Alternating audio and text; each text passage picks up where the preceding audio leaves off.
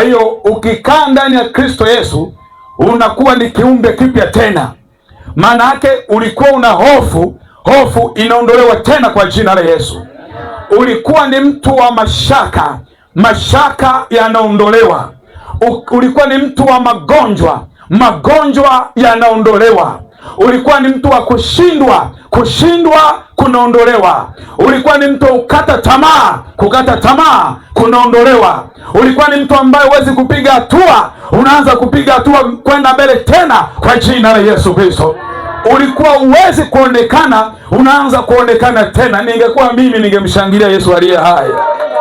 Haleluya. Hata mwenendo wa mtu aliye ndani ya Kristo lazima na wenyewe unakuwa nini? Mpya. Mtu aliyeokoka hajitahidi kuwa kiumbe kipya, yeye tayari ni kiumbe kipya kwa jina la Yesu.